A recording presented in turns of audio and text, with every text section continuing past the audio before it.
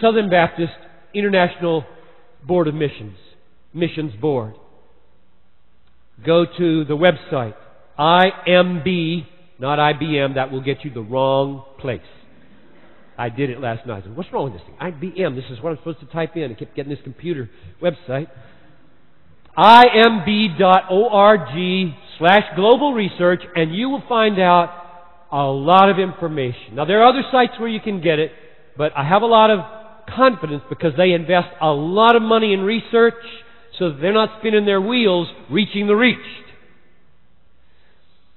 They use, for their practical purposes, the number 11,227 people groups in the world total. I know you've heard 24,000 and 17,000 and other numbers.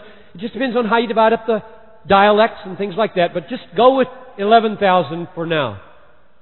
Of those 11,000, 6,614 of them have fewer than 2% evangelical believers. 68 of those 6,000 plus have populations over 10 million. 433 have populations 1 to 10 million.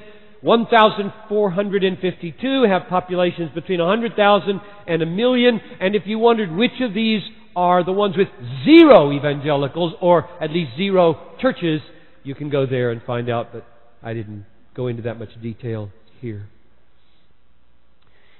The need for missionaries to cross cultures in order to plant the Church of Jesus Christ and bring about people praising the Lord from all peoples is great today. If you hear somebody say, the day of Western missions is over, let's just send money and let the two-thirds world evangelize their own. That statement can be based on several mistakes, because it's not a true statement. It's a false way of thinking.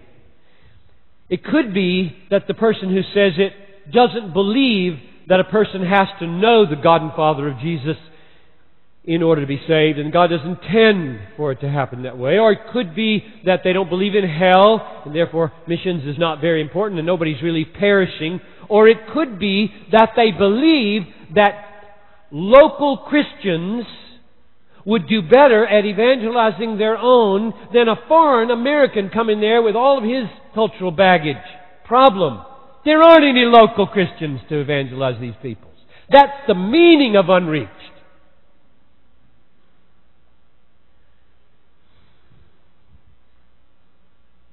And where there are little struggling outposts of Christian discipleship, they don't have the wherewithal to do all that needs to be done. And here's another fact that a lot of people don't take into consideration, whereas if you talk to missiologists, they'll tell you, it is not obvious that proximity makes a person more acceptable in a tribe. There may be age-old hostilities across a mountain range, whereas a person coming from 1,000 miles away might be the appointed one of God to bring the message, whereas it's going to take 100 years of church discipleship to get these two tribes together. It isn't obvious. Don't ever say the day of Western missions is over. Oh, say the day of 2/3 or 1/3 missions has come. Say that. That's a glorious thing God has done in the last 25 years or so, to raise up thousands of mission agencies among the third world. Say that. But don't say the day of our involvement is over. Never say that. So, if you have children in your family, or you know any children, and they think peoples is not a word, you got some work to do here. Can I suggest something? I raised 4 boys, and then I started over again with Talitha. I say we. Couldn't have done it without Noel. We raised them on this book, which is published every month, called the Global Prayer Digest. And what it is 1 page for every day of the month on a people group.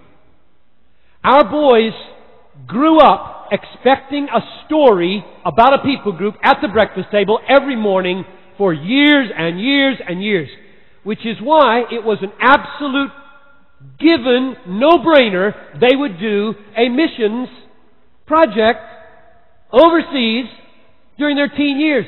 They even have pre-teen programs at Teen Mission International now in Florida, where Abraham did one when he was 10. And Benjamin, being the radical in the family, wanted to go as far as he could go, so he went to Papua New Guinea. Took 30 hours in a boat, went up there, and was the place where Marilyn Laszlo was. You need to breed missionaries in your family, and Ralph Winter used to say that nobody is changed by anything that they don't do daily. That's an overstatement. Ralph Winter only talks in overstatements.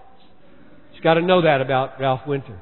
But every overstatement is made an overstatement because there's a point to be made, and that's a good point, that if you do something daily with your family, you can get this online free, or you can do it like we do it and pay, $6 a year or something, and have a book. So now it's in the front of our big family Bible, and when Noel and Talitha and I have our evening devotions, this comes out, and if I start on this verse, Talitha says, what about the story? What about the story? So I fully expect my daughter to be gone. Some summers, all the summers, when she's a teenager, and then after that, I pray forever. And then I'll see her in heaven, which will be just fine.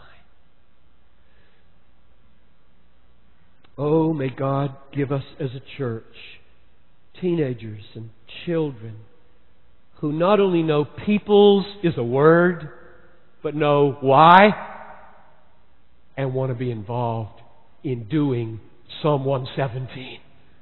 Praise the Lord, all peoples! And when the kids say that, they know what that means.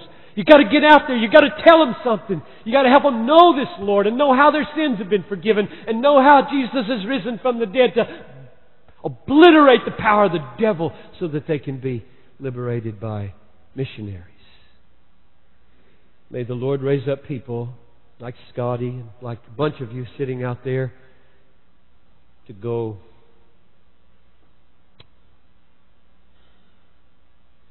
I pray that I just wonder, I just throw this out for your consideration. I wonder how many of our personal problems as families and singles, personal problems, are at least partly owing to the fact that our focus in life is so small. It's on the family, it's on us and our health and our condition and our psychological makeup and our kids and their school and our church and this little community in the American way. And God is a God who says, I got a purpose for the world. You want to get on board with me? You might get healthy. Your soul is made to expand with God around a global purpose so that these faces you kind of draw you out with health, not kind of shrink you into your little self. I just think a lot of personal problems are owing to small-mindedness, narrow